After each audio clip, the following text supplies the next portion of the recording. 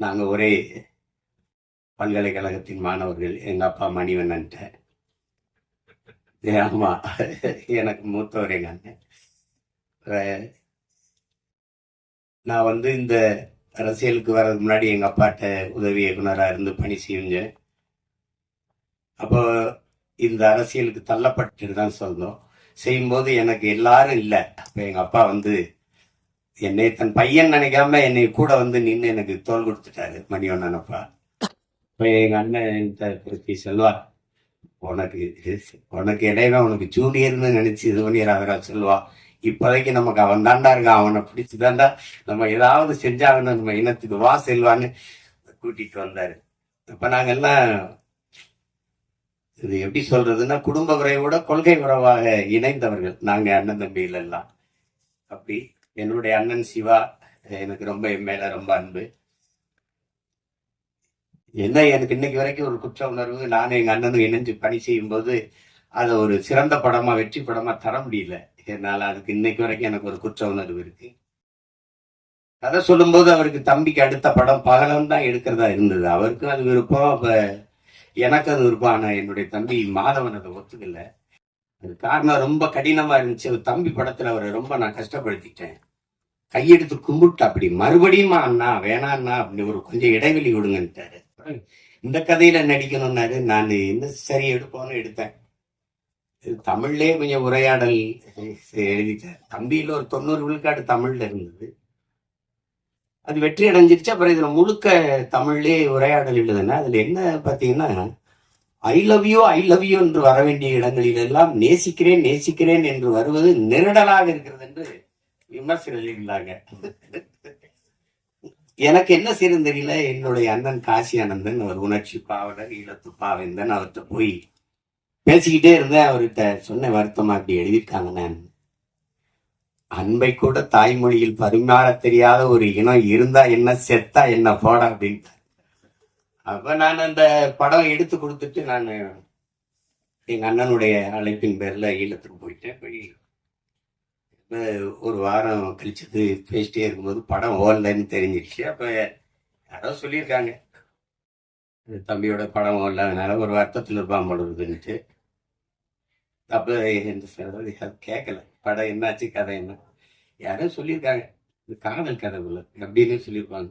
அவர் ஆரம்பிக்கும் போதே நமக்கு எதுக்குப்பா பூ கவிதைலாம் ஆரம்பிச்சாரு. காதல்ங்கிறது பருவகால உணர்ச்சி, அது எல்லாருக்கும் இயற்கையில வர்றதானே. தமிழர்களுக்கு இல்லாதது மானம் வீரம் ரெண்டு தான் கொஞ்சம் குறைவா இருக்கு. அதுக்கு வந்து நமக்கு தம்பி படம் மாதிரி தரையிலையும் அடிக்கணும் திரையிலையும் அடிக்கணும், அப்பதான் நமக்கு விடுதலை வரும்னாரு. அது செஞ்சிருக்கணும். இப்ப ஆனா என்னைக்காவது ஒரு நாள் நான் எங்க அண்ணனுக்கு, அந்த சிவானனுக்கு சொல்றேன் இந்த இடத்துல, என்னைக்காவது ஒரு நாள் உங்களுக்கு என்னால ஏற்பட்ட இழப்பை நான் ஈடு செய்வேன். அது ஒருவேளை நீங்க அன்னை கூட கேட்டீங்க தம்பி அந்த பகலன்னு, அதை கூட திருப்பி உங்களுக்கு எடுத்தரேன் உங்களுக்கு. அது தவறு தான் நடந்துடுச்சு. அது ஆனாலும் எங்க அண்ணனுக்கு எனக்கு இருக்கிற அந்த அன்பு பிணைப்பு போல. எங்க அண்ணன் ஐயா பாக்கியராஜ் அவர்கள் சொன்னது மாதிரிதான், எங்க அண்ணன் அதிகமான வந்து ஒரு தலை சிறந்த இயக்குனரா அவங்க வந்தும் அது என்னன்னா தொடர்ச்சியா படைப்புகள் இல்லை. அவருடைய படங்கள் வந்து இன்னைக்கு அவரை இயக்கிக்கிட்டு வர்ற இந்த படங்கள். நீங்க நிதிநிலை அறிக்கையில அவங்க படிக்கிற அந்த சொல்ற வார்த்தையை நீங்க நன்கு கவனிக்கணும். 4070 கோடி, 5000 கோடி, 6000 கோடி ஒதுக்கீடு அப்படிங்கிறத நாங்கள் இந்த திட்டத்துக்காக ஒதுக்குறோம் அப்படிங்கிற வார்த்தையை நீங்க கவனிக்கணும். இப்ப ஏன் நீங்க போடலன்னு கேட்டீங்க, அது இன்னொரு தடவை சொல்லுங்க பாங்க. 4070 கோடி ஒதுக்கீடு அப்படிங்கிறது ஏன் ஒண்ணும் செய்யல, அதான் ஒதுக்குறோம்னு சொன்னா ஒதுக்கிட்டோம். நீங்க அதை அழிக்கிறோம், அதை செயல்படுத்துறோம் சொன்னாலும் அது செயல்படுறது. அது ஒதுக்குறதாக ஒதுக்குறது பாதுக்கிறது. அப்புறம் அந்த பணத்தை திருப்பி தேர்தல் நேரத்துல வாக்கு கொடுத்து மறுபடியும் பதவிக்கு வருது. மொத்தமா 2500 தான், இந்த 2500 கோடி தான் தேவைங்கிறான். கழிவு நீர், மழை நீர் வழிந்து ஓட நீரியல் வல்லுநர்களே, பொறியியல் வல்லுநர்களே சொல்றாங்க. ஆனால் இவங்க நம்ம ஆளுங்க அதை பற்றி அக்கறை இருந்தா தானே அதை செய்யணும்னு இல்லை. 60 ஆண்டுகளா மாறி மாறி ஆண்டு இன்னும் மழை நீர் கழிவு நீர் வழிந்து ஓட கூட காவா இல்லை. ஏன் காவா இல்லைன்னா அந்த ஒதுக்குன பணம் எங்க போச்சுன்னா அவங்க வாய்க்குள்ள போயிடுச்சு, அதனால காவா இல்லை. அது பேசி இப்ப பயன் இல்லை. நீங்களும் நிறைய பேசுறீங்க, ஓட்டு சதவீதம் நல்லா வந்திருக்காங்க. ஆனா மதம், பணம், கட்சி ஓட்டு தான் ஜெயிக்குது. 2026 சட்டம் மசோதால நாம் தமிழர் கட்சி ஒழிக்குமா? நீங்க ஒழிக்கணும்னு நினைக்கிறீங்கல்ல, ஒழிக்கும். ஒண்ணுதான் நீங்க கவனிச்சுக்கணும். லெனின் சொல்றாங்க, இதுவரை வாழ்ந்தது போல இனி எப்போதும் வாழ முடியாது என்கிற நிலை உருவாகுமானால் மக்கள் தாங்களே புரட்சி செய்வார்கள். அப்படி ஒரு காலம் உருவாக்கிட்டு இருக்கு. அங்க சாதி, மதம், சாராயம், பணம், கவர்ச்சி எதுவும் இல்லை. பசி வந்தால் 10ம் வரும். அந்த நிலை வரும், அது உறுதியா வரும். அப்போ பெரிய மாறுதல் வரும். அது வரைக்கும் நீங்க கொஞ்சம் பொறுத்து தான். திரைப்படத்துல ஒரு காட்சி வச்சிருக்காங்க.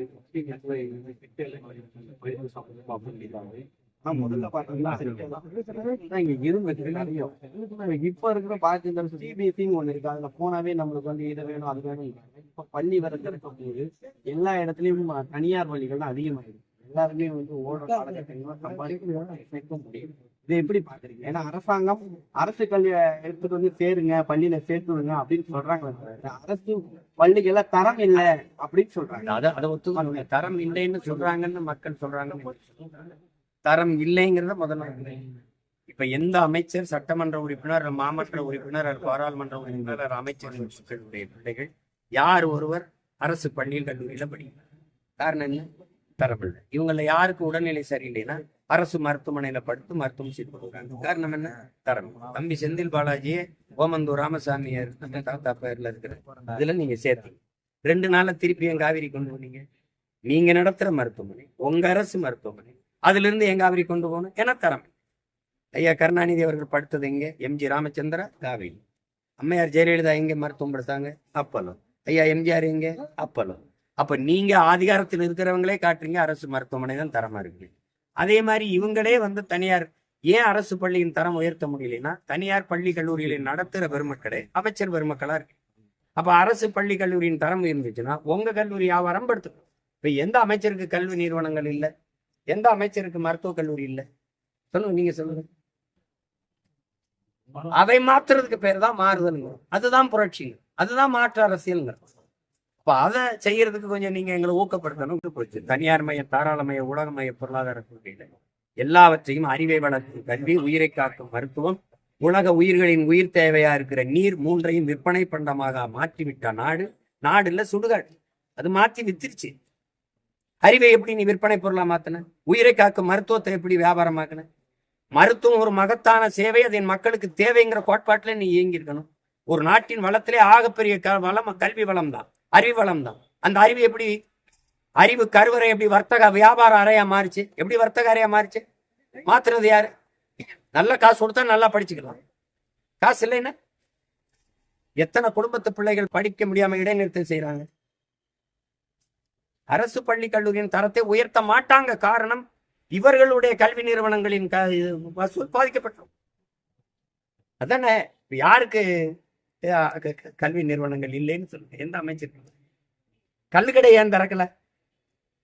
எல்லா மாநிலங்களிலும் கல் இருக்கும்போது இங்க மட்டும் ஏன் மதுவா மாறிச்சு? ஏன்னா சாராய ஆலை வைத்திருக்கிற பெருமக்கள் ஆட்சியாளர் அவர்கள் வந்து கல்லுக்கடையை திறந்தா அந்த டாஸ்மார்க் வியாபாரம் படுத்துரும். வியாபாரம் படுத்தா அந்த ஆலையிலிருந்து சரக்கு எடுக்கிற அளவு குறைஞ்சிடும்.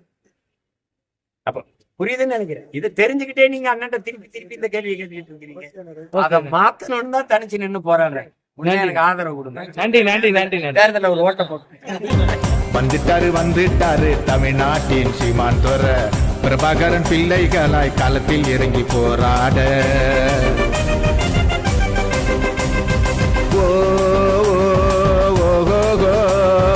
ஓட்டு பெட்டிய பார்த்து உன் விரல கொஞ்சம் மாத்து. விவசாயி சின்னத்தில பொத்தானையும் அழுத்து. செந்தமிழர் வரலாறு படிச்சு முழுங்குறாரு.